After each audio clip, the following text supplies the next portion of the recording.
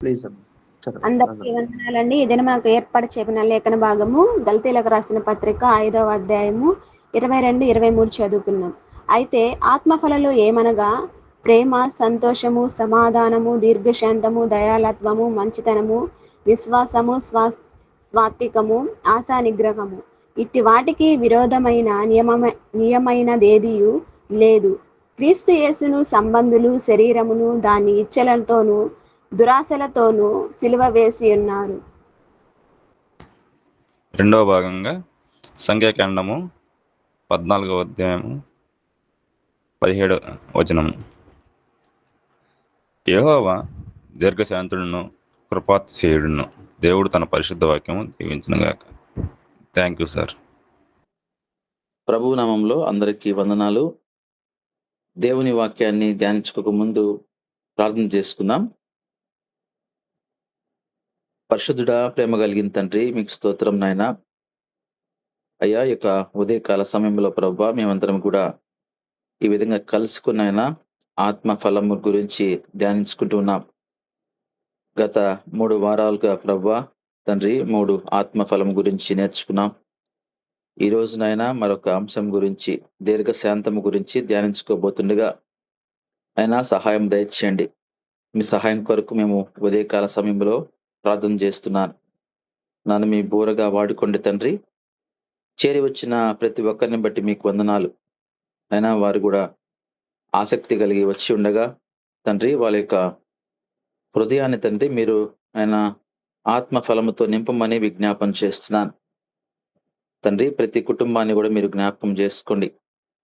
ఈ సమయంలో అనేక మంది నిద్రపోతూ ఉంటారు. అయితే నాయన మేము తండ్రి ఆసక్తి కలిగి ప్రభువా వేకువనే మిమ్మల్ని వెతుకుతూ ఉండగా మా జీవితాల్లో మీరు అద్భుత కార్యాలు, ఆశ్చర్య కార్యాలు చేయమని, వచ్చినటువంటి ప్రతి ఒక్కరిని వారి కుటుంబాలను మీరు దీవించమని, వాక్యాన్ని తండ్రి ఆయన వింటున్న ప్రతి ఒక్కరు తండ్రి శ్రద్ధ కలిగిన ఆయన పరిశుద్ధ గ్రంథాలు తెరచి ఆయన చూస్తూ వాక్యాన్ని ధ్యానించేటువంటి జ్ఞానం కూడా, మంచి మనసు కూడా వారికి దయచేయమని నజరేయుడైన యేసుక్రీస్తు నామంలో అడిగి వేడుకుంటున్నాను తండ్రి. ఆమేన్.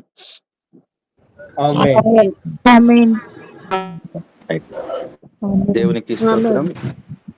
ప్రభునందు ప్రియమైన దేవుని బిడ్డలారా, మనము గత 3 వారాలుగా ప్రేమ, సంతోషము, సమాధానము ఈ 3 ఆత్మ ఫలం గురించి నేర్చుకుంటూ ఉన్నాము. ఈ సమయంలో 4వదిగా మనము దీర్ఘశాంతము గురించి ఈరోజు ధ్యానించుకోబోతున్నాం. దీర్ఘశాంతము అనేది చాలా గొప్ప లక్షణము. ఇంగ్లీష్లో దీన్ని స్లో టు యాంగర్, కోప్పడ్డానికి తొందరపాటు లేకుండా నిదానించి కోప్పడ్డం. కోపం అనేది చాలా అరుదుగా, తక్కువగా కనబడుతున్నటువంటి విషయమే ఈ దీర్ఘశాంతము. కానీ మనందరికీ కూడా ఈ దీర్ఘశాంతము అనేది ఒకవేళ ఉండకపోవచ్చేమో. ఒకవేళ ఎవరికైనా దీర్ఘశాంతం ఉన్నట్లయితే వారు చాలా దేవుని దృష్టిలో గొప్పవారు అనే విషయాన్ని కూడా నేను మీకు తెలియజేస్తున్నాను. గలతీ పత్రిక 5వ అధ్యాయం 22వ వచనంలో మనం చదివినప్పుడు ఈ 9 ఆత్మ ఫలములు, అందులో 4వదిగా మనం దీన్ని ఈరోజు ధ్యానించుకోబోతున్నాం. దీర్ఘశాంతము, ఈ యొక్క మంచి లక్షణాన్ని మనందరం కూడా క్రైస్తవురాలిగా కలిగి ఉండడం అనేది ఎంతో మంచిది. అదే సమయంలో ఒకవేళ ఈ దీర్ఘశాంతం అనే లక్షణం మనలో ఉన్నట్లయితే మన జీవితంలో కుటుంబ పరంగా కూడా శోధనలు అనేవి చాలా తక్కువ ఉంటాయి. అదే సమయంలో మన ఉద్యోగ స్థలంలో కూడా ఈ దీర్ఘశాంతము కలిగి మనం ఉన్నట్లయితే మనము ఎక్కువ సంతోషంగా ఉండడానికి అవకాశం కూడా ఉంటుందని నేను మీకు తెలియజేస్తున్నాను. అయితే మన దేవుడు మనం చూసినప్పుడు సంఖ్యాకాండము 14వ అధ్యాయము 17వ వచనంలో యెహోవా దీర్ఘశాంతుడను కృపాతిశయుడును అన్న మాట ఉంది. మన దేవుడు దీర్ఘశాంతుడు అనే విషయాన్ని ఇక్కడ మనం గమనిస్తున్నాం. అంత మాత్రమే కాదు, సంఖ్యాకాండము 14వ అధ్యాయం 17వ వచనము, కీర్తన 103వ కీర్తన 8వ వచనము, 145వ కీర్తన 8వ వచనము. ఇవి 3 కూడా మనం గమనించినప్పుడు యెహోవా దయాదాక్షిణ్యములు గలవాడు, ఆయన దీర్ఘశాంతుడు, కృపాతిశయము గలవాడు. 103వ కీర్తనలో కూడా అదే మాట మనం చూస్తాం. యెహోవా దయాదాక్షిణ్యపూర్ణుడు, దీర్ఘశాంతుడు, కృపా సమృద్ధి గలవాడు. దీర్ఘశాంతుడు, దీర్ఘశాంతము కలిగిన వాడికి కృప కూడా సమృద్ధిగా ఉంటుందనే విషయాన్ని కూడా మనం ఇక్కడ చూడగలుగుతాం. ప్రభునందు ప్రియమైన వర్లరా, మన దేవుడు దీర్ఘశాంతుడు గనుక మనం కూడా ఆయన బిడ్డలుగా, ఆయన కుమారుడుగా, ఆయన కుమార్తెగా మనం కూడా దీర్ఘశాంతము కలిగి ఉండడం అనేది మంచిది అని నేను మీకు తెలియజేస్తున్నాను. ఈ లోక సంబంధంగా తల్లిదండ్రులు లక్షణాలు బిడ్డలకు ఏ విధంగా అయితే వస్తాయో, మనందరికి కూడా పరలోకమందున్న తండ్రి గనుక మనం కూడా ఈ దీర్ఘశాంతము అనేటువంటి ఒక మంచి లక్షణాన్ని కలిగి జీవించడం వల్ల మన కుటుంబాల్లో కూడా దీర్ఘకాలికంగా సంతోషము, సమాధానం ఉంటుంది అనే విషయాన్ని కూడా నేను మీకు తెలియజేస్తున్నాను. కావాలంటే ఒకసారి మీరు గమనించండి. ఎక్కడైతే కోపం ఎక్కువ ఉంటుందో, ఎక్కడైతే తొందరపడి మనం కోప్పడతామో, అక్కడ సంతోషము, సమాధానము ఉండదు అని కూడా నేను మీకు మనవి చేస్తున్నాను. ప్రభునందు ప్రియమైన దేవుని బిడ్డలారా, ఈ యొక్క దీర్ఘశాంతము అనే లక్షణాన్ని సామెతల గ్రంథంలో సొలొమోను జ్ఞాని పోలుస్తూ సామెతల గ్రంథము 16వ అధ్యాయము 32వ వచనంలో చాలా చక్కగా రాయడం జరిగింది. ఒకసారి ఆ వాక్య భాగాన్ని మనం గమనిద్దాము. సామెతల గ్రంథము 16వ అధ్యాయము 32వ వచనం గమనించినప్పుడు, పరాక్రమశాలి కంటే దీర్ఘశాంతము గలవాడు శ్రేష్ఠుడు. పరాక్రమశాలి కంటే దీర్ఘశాంతము గలవాడు శ్రేష్ఠుడు అనే మాట ఇక్కడ చూస్తున్నాం. మంచి శక్తి కలిగిన వాడు, లేకపోతే ఒక మంచి యుద్ధాన్ని కూడా చేయగలిగినటువంటి వాడు, లేకపోతే అన్ని కూడా ఒక మంచి బలాఢ్యుడు. అటువంటి ఆ పరాక్రమశాలి కంటే కూడా దీర్ఘశాంతము అనేది చాలా శ్రేష్టమైనదనే విషయాన్ని ఇక్కడ మనం చూస్తున్నాం. అంటే ఆ యొక్క లక్షణానికి పరిశుద్ధ గ్రంథము ఎంత మంచిగా దాని గురించి పోలుస్తూ రాస్తున్నారంటే, ఒక మంచి బలాఢ్యుడున్నాడు, శక్తివంతుడున్నాడు, అన్నీ కూడా చేయగలిగిన సమర్థుడే గాని, అతనితో పోలిస్తే ఎవరైతే దీర్ఘశాంతము గలవాడున్నాడో వాడు శ్రేష్ఠుడు అంటున్నాడు.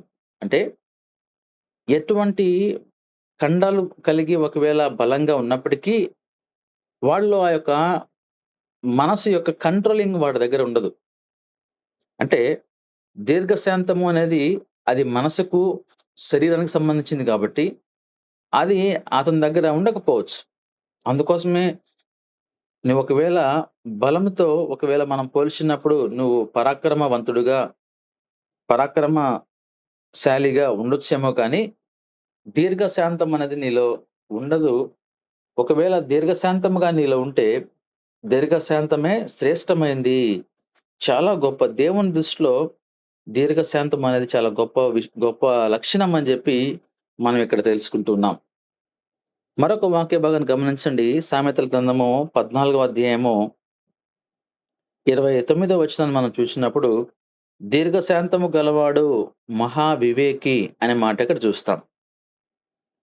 దీర్ఘశాంతము ఎవరైతే కలిగి ఉంటారో వారు మంచి వివేకంగా ఉంటారంట.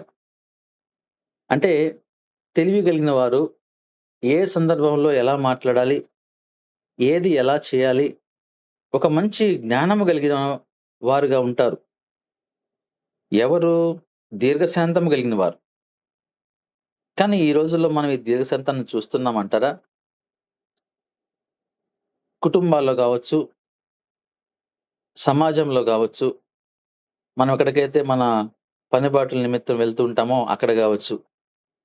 ఈ దీర్ఘశాంతం అనేది క్రైస్తవుల్లో గూడా ఉందంటారా? ఒకసారి మనం అందరం గూడా ఆలోచించుకోవాలి. దీర్ఘశాంతం మనలో ఉన్నప్పుడు, మనలో వివేకం ఉంటుంది అనే విషయాన్ని ఇక్కడ మనం గమనిస్తున్నాం. కనుక ఇవన్నీ గూడా ఒక లింక్ అనేది ఉంది వీటిలో గమనించండి. మనలో ఒక లక్షణం ఉన్నట్లయితే దానికి మళ్ళీ ఒక ప్లస్‌గా మరొక లక్షణం గూడా మనలో ఉండడానికి అవకాశం ఉందని దేవుని వాక్యం సెలవిస్తా ఉంది.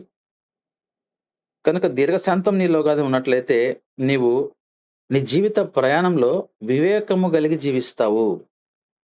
వివేకంతో నీ యొక్క కుటుంబ జీవితాన్ని నడుపుకుంటావు. వివేకంతో నీ యొక్క ఉద్యోగాన్ని గూడా నీవు కొనసాగిస్తావు. వివేకంతో నువ్వు నీ పనులను చేసుకుంటావు. కనుక దీర్ఘశాంతము అనేది చాలా ప్రాముఖ్యమైనటువంటి లక్షణంగా ఇక్కడ మనం చూస్తున్నాం. ఇక్కడ మాకు మన అల్లూరు ప్రాంతంలో ఒక సార్ ఉండేవారు. ఆయన ప్రభువును నిద్రించారు. గత 2 సంవత్సరాలవుతుంది. ఆయన స్కూల్ టీచర్‌గా పనిజేశారు. జోసెఫ్ తంగరాజు గారని. ఆ సారుకి చాలా తక్కువ కోపమొస్తది. నేను గమనించినటువంటి నా యొక్క పరిచయంలో గూడా ఎన్ని సార్లు సార్‌తో మాట్లాడినప్పటికి కూడా ఏ రోజు గూడా నేను సార్ దగ్గర ఆ కోపాన్ని నేను చూడలేదు. ప్రతి ఒక్కరిని చిన్న పిల్లల దగ్గర నుంచి పెద్దవారి దాకా అందరిని గూడా అండి అని సంబోధిస్తాడు. చిన్న పిల్లల్ని గూడా ఏమండి బాగున్నారా అని సంబోధిస్తాడు. ఎప్పుడు నవ్వుతూనే ఉంటాడు. నేను కోపపడ్డం అనేది చాలా తక్కువ చూసాను. కనుక ఆయన దీర్ఘశాంతముగా ఉండడానికి ఆయన అలవాటు చేసుకున్నాడు.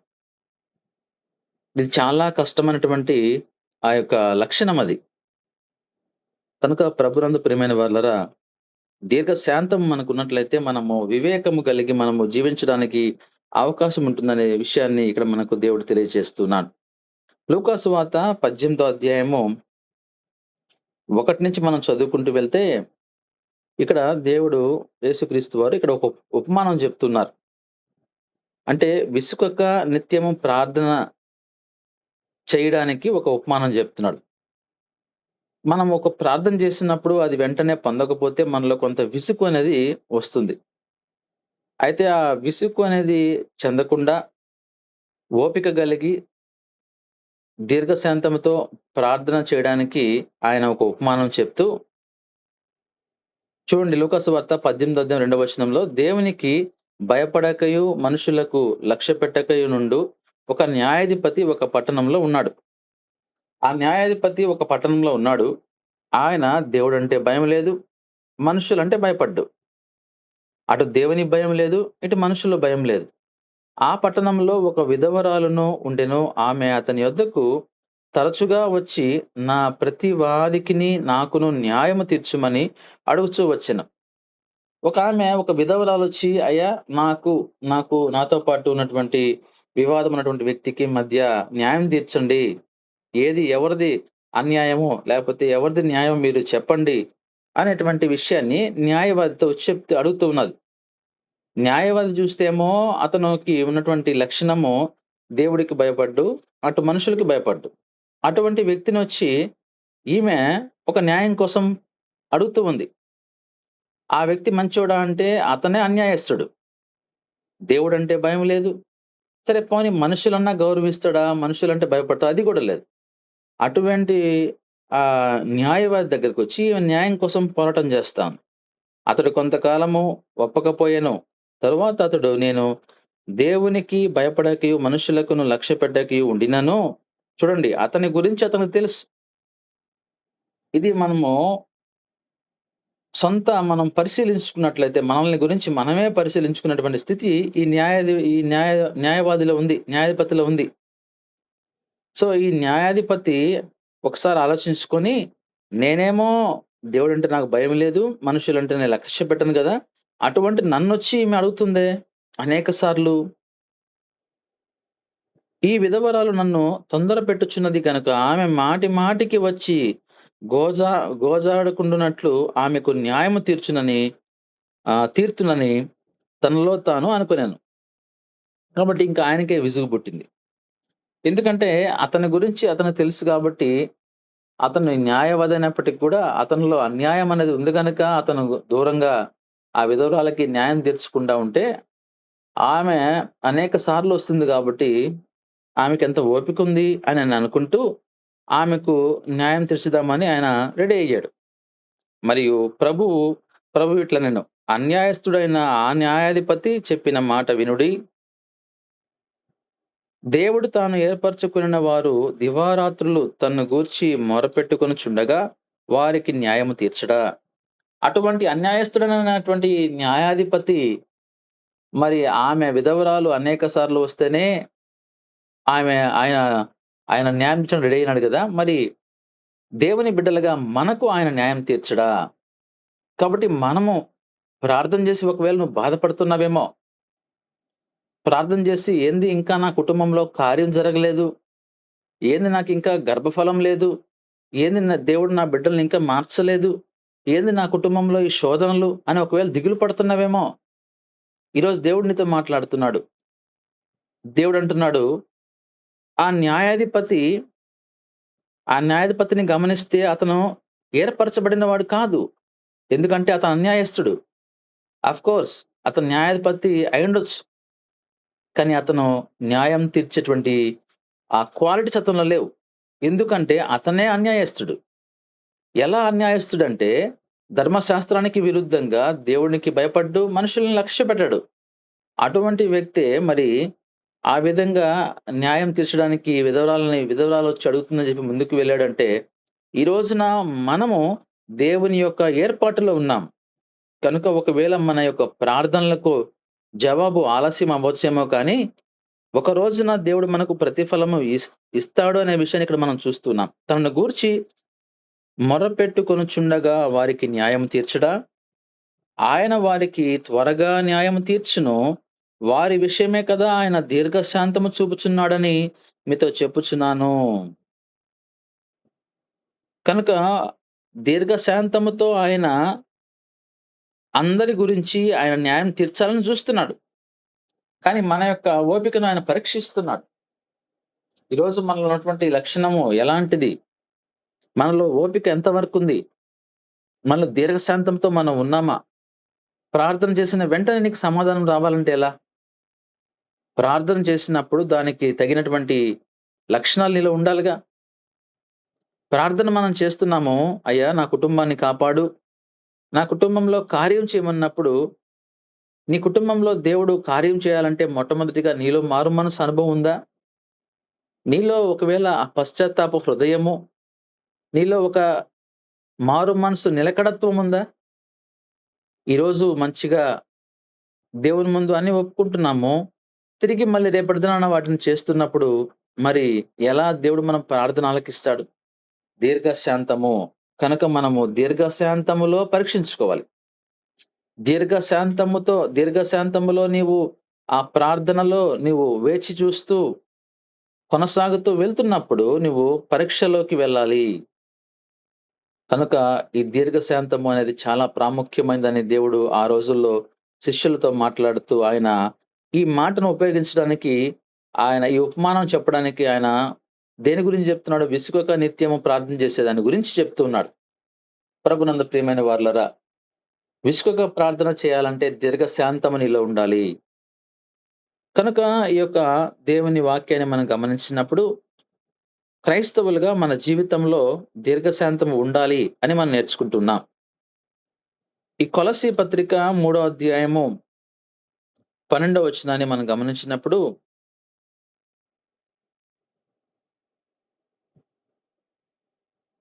కొలస్సీ పత్రిక 3వ అధ్యాయం 12వ వచనాన్ని కాగా దేవుని చేత ఏర్పరచబడిన వారును పరిశుద్ధులను ప్రియులనునైన వారికి తగినట్లు మీరు జాలిగల మనస్సును దయాళత్వమును వినయమును సాత్వికమును దీర్ఘశాంతమును ధరించుకొనుడి అనే మాట ఇక్కడ మనం చూస్తున్నాం.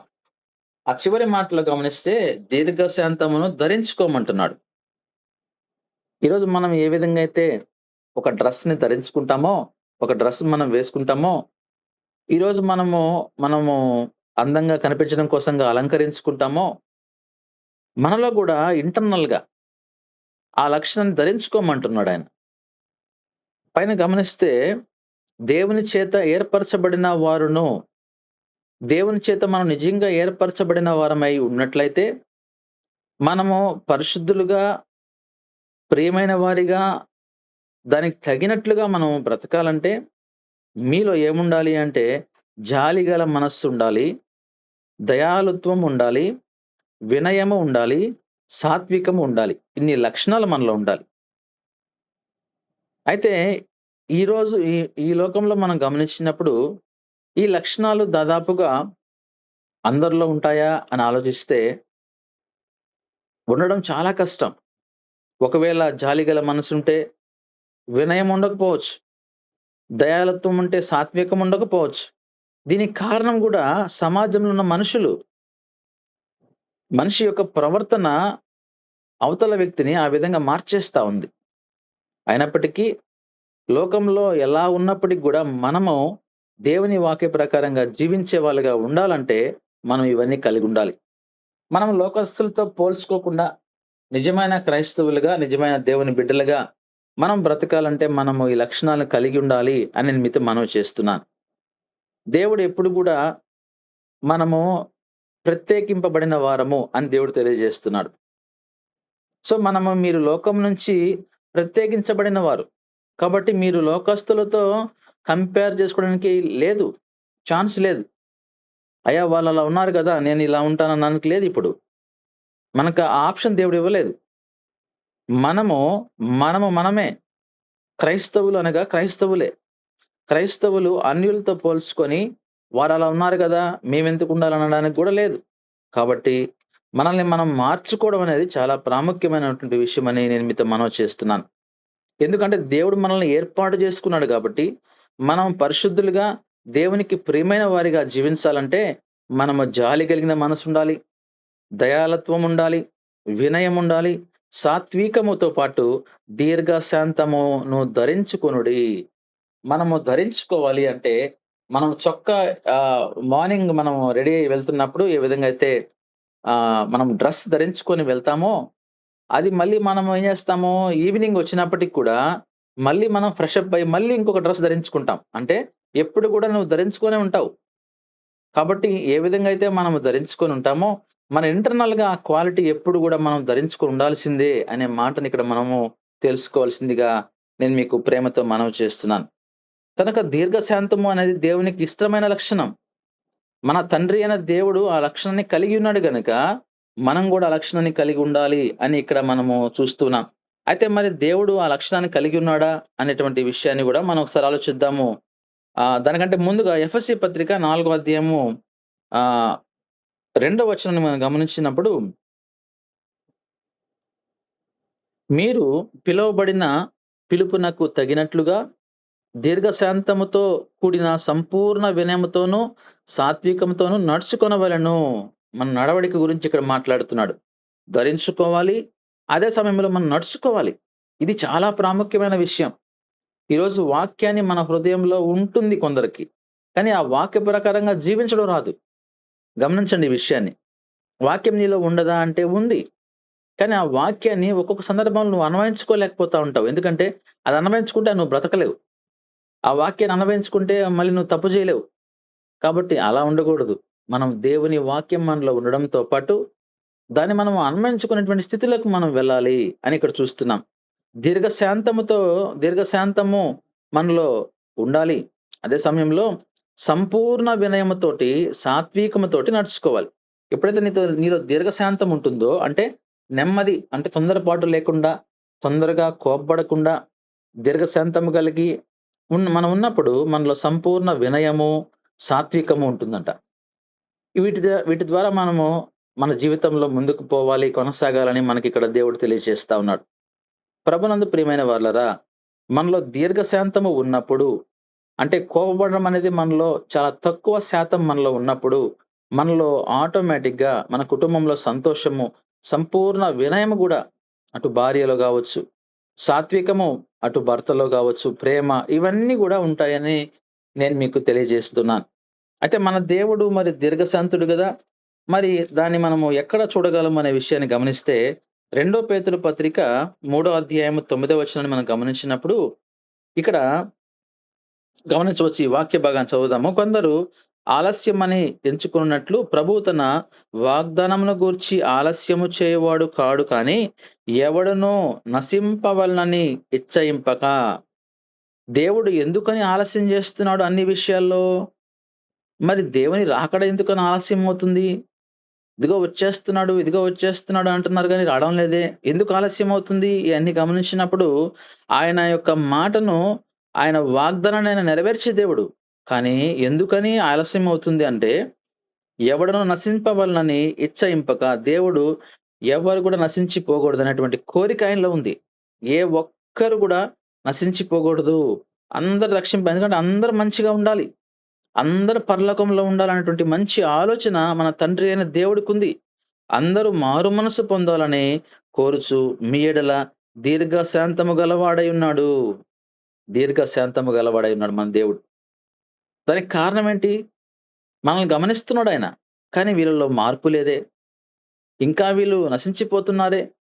దేవుని వాక్యానికి వ్యతిరేకంగా జీవిస్తున్నారే. వీరు లేపు వీరు రేపు నరకానికి వెళ్ళిపోతారేమో.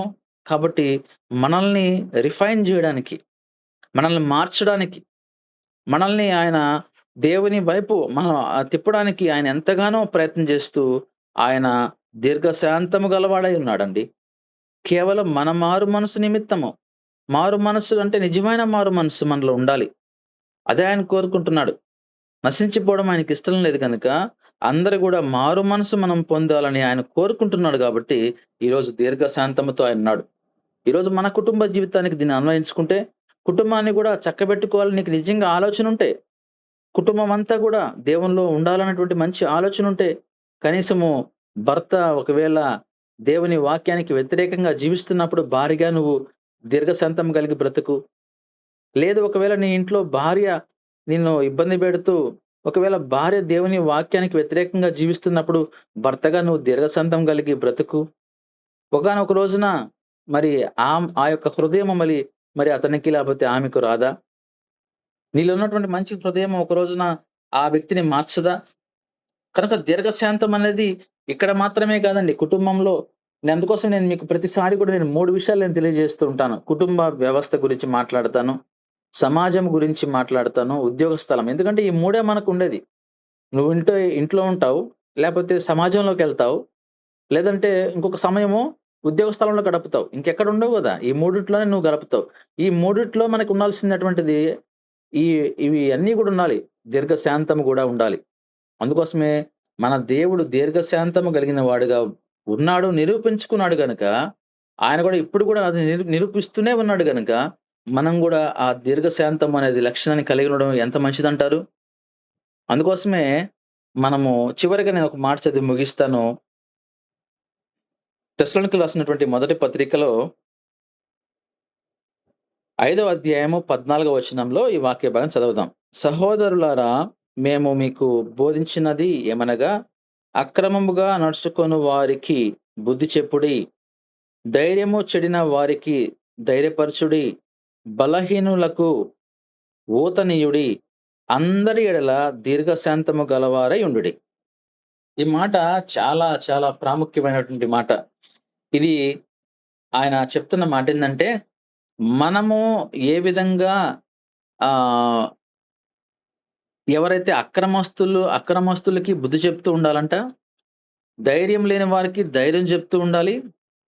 బలహీనంగా ఉన్న వాళ్ళకి నువ్వు చేయందించి వాళ్ళని బలపరుస్తూ ఉండాలి. అంటే పూర్తిగా వాళ్ళు బలహీన పడిపోయి దేవుని వాక్యానికి వ్యతిరేకంగా ఉన్నటువంటి వారిని లాక్కొనొస్తూ, జాగ్రత్తగా వాళ్ళని పట్టుకొనొస్తూ, దేవునిలోకి నడిపిస్తూ, నువ్వు గూడా దీర్ఘశాంతంగా ఉండాలంట. చాలా మంచి మాటండి ఇది.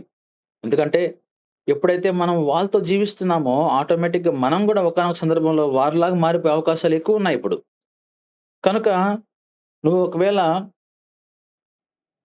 ఒక త్రాగుబోతులతో నువ్వు ఆ ఫ్రెండ్‌షిప్ జేస్తున్నప్పుడు ఒకానొక సందర్భంలో వారితో కలిసిపోయి ఒకవేళ తాగే అవకాశం గూడా కొన్ని సందర్భాల్లో కొంతమంది జేస్తూ ఉంటారు.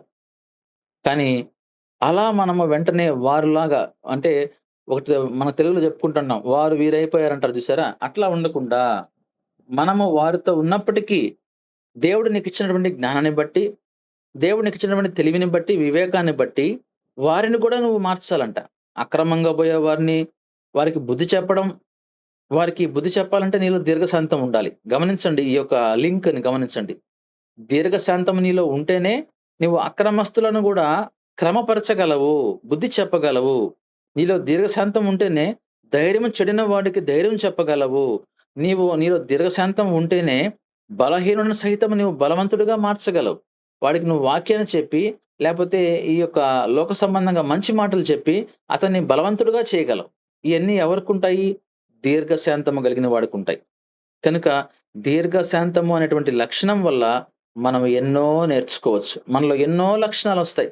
దీర్ఘశాంతము మనలో ఇమిడిపోయినప్పుడు, మనము దీర్ఘశాంతం అనేటువంటి లక్షణాన్ని మనం ధరించుకున్నప్పుడు, దీర్ఘశాంతం అనేటువంటి లక్షణానికి మనం కలిగి నడుచుకున్నప్పుడు, దాని ద్వారా మనలో అనేక లక్షణాలు రావడానికి అవకాశం ఉందని ఈరోజు మనం నేర్చుకుంటూ ఉన్నాం.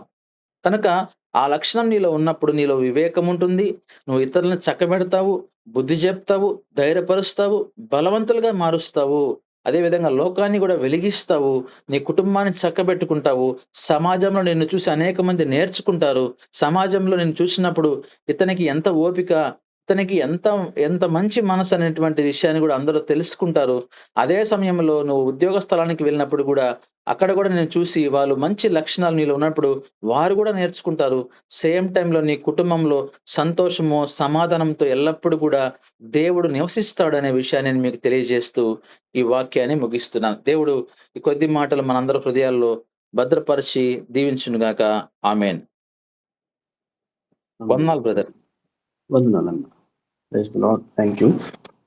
విన్నారు కదా, దీర్ఘశాంతము అనేటువంటి ఈ యొక్క ఆత్మ ఫలము గురించి చక్కగా ఇసువై టీంలో ఒక్కొక్కరు ఆయా రీతులుగా ఆ వారికి దేవుడు ఇచ్చినటువంటి అంశాలను బట్టి మనం ధ్యానిస్తూ చక్కగా ఒక క్రమబద్ధంగా నేర్చుకుంటూ వస్తూ ఉన్నాం.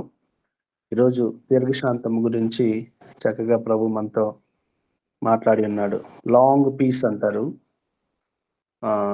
దీర్ఘశాంతము కలిగిన గొప్ప దేవుడు మన ఆరాధ్య దైవం. 2 మాటలు చెప్పారు అన్న. పరాక్రమశాలి కంటే దీర్ఘశాంతము గలవారు శ్రేష్ఠులు, దీర్ఘశాంతము గలవారు వివేకులు. ఈరోజు ఈ దీర్ఘశాంతం లేకుండా కుటుంబాలు పాడైపోతున్నాయి, రోడ్డు మీద పడిపోతూ ఉన్నాయి. ఇంటి గుట్టు అంటారు కదా, అది బయటకు వచ్చేస్తూ ఉంటుంది. మీరు ఎప్పుడైనా గమనించండి, హిస్టరీ కానీ చదవండి. దీర్ఘశాంతము కలిగిన వారే దేశాలను స్వాధీనం చేసుకున్నారు, యుద్ధాలు గెలిచారు, వేరే వాళ్ళ యొక్క మనసులని వారి యొక్క ఈ యొక్క దీర్ఘశాంతముతో ఏదైనా సాధించారు అన్నట్టు మనం చరిత్రలో చూస్తాం. కాబట్టి మనందరము దీర్ఘశాంతము కలిగి ముందుకు నడిచే వారిగా మనం ఉండాలని దేవుని వాక్యం తెలియజేస్తుంది. ఇప్పుడు మామిడి పండు చూడగానే చెట్టు చూడాల్సిన అవసరం లేదు, పండుని చూడగానే ఇది మామిడి పండు అని తెలియజేస్తుంది. జామ పండు చూడగానే ఈ చెట్టు ఏ చెట్టు నుంచి ఇది వచ్చింది అని చెప్పాల్సిన అవసరం లేదు, ఇది ఎక్కడి నుంచి వచ్చింది అంటే ఇది జామ చెట్టు నుండి వచ్చింది అని తెలియజేస్తుంది. ఈ యొక్క దేవుని యొక్క ఆత్మ ఫలాలు మనలో ఉంటే, ఇదిగో ఈ యొక్క క్వాలిటీస్ మనం చూడగానే వీళ్ళు ఎవరు అనగానే నిన్ను నీవు నాలో క్రీస్తున్నాడని నిన్ను నీవు వ్యక్తీకరించుకోవాల్సిన అవసరం లేదు. ఆ ఫ్రూట్, ఆ ఫలాలు నీలో చూడగానే వీళ్ళు ఎవరు, ఓహో వీళ్ళు దేవుని పిల్లలు, క్రైస్తవులని చెప్పుకుంటారు. అప్పుడు మాతో మాట్లాడాడు. అఫ్ కోర్స్ అందరికీ ఒక్కలా ఉండరు. భర్త ఒకలా ఉంటే భార్య ఒకలా ఉంటుంది. ఓపికతో సహించాలి. ఎందుకు? మన తండ్రి దీర్ఘశాంతము కలిగిన వాడై ఇదిగో అందరూ మారు మనస్సు, రక్షణ ఆనందంలో పాలుభాగస్తులు అవ్వాలని దీర్ఘశాంతము కలిగి ఉంటూ ఉన్నాడు. కాబట్టి ఈ అన్ని విషయాలు మనం తెలుసుకొని, నేర్చుకొని, మన యొక్క అనుదిన జీవితంలో అలవర్చుకొని, అవలంబించుకొని ముందుకు సాగిపోయే కృప దేవుడు మనందరికి ఇచ్చింది గాక. థ్యాంక్ యూ అన్న. మరొకసారి మీకు వందనాలు తెలియజేస్తూ ఉన్నాను. మన మధ్యలో ఉన్నటువంటి బ్రదర్ జాన్ గారు వాక్యం గురించి ప్రార్థించవలసిందిగా మనం చేస్తున్నాను. అన్న వందనాలండి. వందనాలండి. కృపగల తండ్రి, జీవగల నాయన, మీ యొక్క కృపాశయమును బట్టి రాత్రంతా కాచి కాపాడి ఉదయకాలంలో నీ యొక్క పాద సన్నిధానంలో చేరి నిన్ను స్తుతించుటకు, గణపరచుటకు నీ యొక్క దాసుని యందు శ్రేష్టమైన మాటలను పలికించి దీర్ఘశాంతము కలిగి లోకంలో జీవించుటకు యెహోవా మాటలాడుచున్నాడు. ఆకాశమా ఆలకించుము, భూమి చెవియొగ్గుము అని అనుదినము తండ్రి మా యొక్క ప్రతి మాటల యందును, మా యొక్క ప్రతి నడవడికల యందును దీర్ఘశాంతంతో మమ్మల్ని నీతిమంతులుగా తీర్చి నీ నీతిని కనపరచుటకు నీ యొక్క కృప ద్వారా తండ్రి అనుదినము కాచి కాపాడుచుంటున్న రీతిని బట్టి వెళ్ళలేని స్తుతులు స్తోత్రములు చెల్లిస్తూ ఉంటున్నాను. ఎంతైనా గొప్ప దేవుడవు దేవా, యొక్క ధన్యత లేక అనేకులు వ్యర్థమైన పరిస్థితులలో నేను స్తుతించలేక నేను కనపరచలేక ఉంటున్న వారిని దేవా మీ యొక్క సమయంలో జ్ఞాపకం చేసుకోమని కూడా వేడుకుంటూ ప్రార్థిస్తుంటున్నాం. దేవా, నీదు తలంపులు ఎంతో గొప్పవి, మాకు ఎంతో ప్రీతికరమైనవి, వాటిని మొత్తము లెక్కింపుట అసాధ్యమైనవి. దేవా, ఎంత గొప్ప దేవుడవు. అనుదినము తండ్రి అనుక్షణము మీ యందు మా యొక్క నడవడికల యందు నీ నీతిని కనపరచుటకు నీతి గల రాజ్యములో మమ్మల్ని వారసత్వమును దయచేసి నీ ప్రేమను కనపరచుటకు మమ్మల్ని సజీవ లెక్కలో ఉంచినందుకు కూడా వెళ్ళలేని స్తుతులు స్తోత్రం చెల్లిస్తూ ఉంటున్నాను.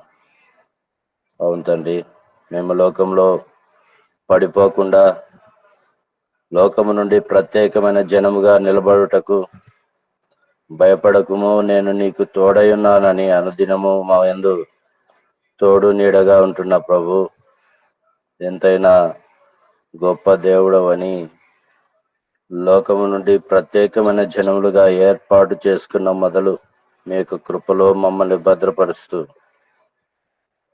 నేనున్నాను భయపడకమని వాగ్దానం ఇస్తూ మాకంటే ముందుగా మీరుంటూ నడిపిస్తుంటున్న రీతిని బట్టి వెళ్ళలేని స్తుతులు స్తోత్రములు చెప్పబడిన మీ యొక్క లేఖలను బట్టి వెళ్ళలేని స్తుతులు స్తోత్రం చెల్లిస్తూ ఉంటున్నాం.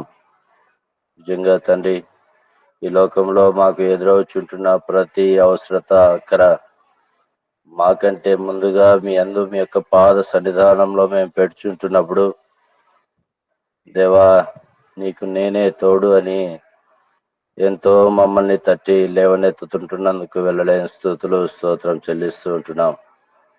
నిజంగా తండ్రి, ఇట్టి ధన్యతను కలిగిన వారముగా నీ యొక్క బిడ్డలుగా ఉండుటకు, నీ యందు నిలబడుటకు మీ యొక్క కృపను మా పట్ల అనుదినము మీ యొక్క కంచె నుంచి కాచి కాపాడుచుంటున్నందుకు మేము ఏమి ఇయ్యగలము దేవా. మీరు తప్ప మాకు లోకంలో ఎవరు లేరని మీ యందు యథార్థమైన జీవితం జీవించి అనుక్షణము అనుదినము తండ్రి మీ యొక్క లేఖనాలను చేత పట్టుకొని నడిపించుటకు మాకు ఇస్తుంటున్న గొప్ప సమయాన్ని బట్టి కూడా వెళ్ళలేని స్తుతులు స్తోత్రం చెల్లిస్తూ ఉంటున్నాం. అశాశ్వతమైన లోకంలో ఉంటున్నాం తండ్రి. శాశ్వతిని ఎరిగి ఎదురవుచుంటున్న ప్రతి అవసరత, ప్రతి అక్కర యేసు క్రీస్తులో తీరుస్తూ మీ యొక్క కృపలో మమ్మల్ని భద్రపరుస్తుంటున్నందుకు వెళ్ళలేని స్తుతులు స్తోత్రములు దేవా. చెప్పబడిన వాక్యము అనేకులు విని ఉంటున్నారు, అదేవిధంగా యూట్యూబ్ నుండి కూడా కొంతమంది వింటూ ఉంటున్నారు తండ్రి. వారి హృదయాలను తట్టండి. అశాశ్వతమైన లోకంలో ఉన్నామని గుర్తెరుగుటకు సహాయము చేయమని మా కొరకు తిరిగి రానంటున్న మా ప్రభువుకు కృతజ్ఞతాస్తుతులు చెల్లిస్తూ యేసుక్రీస్తు నామంలో ప్రార్థించి అడిగి వేడుకుంటున్నాము తండ్రి. ఆమెన్. ఆమేన్. ఆమేన్.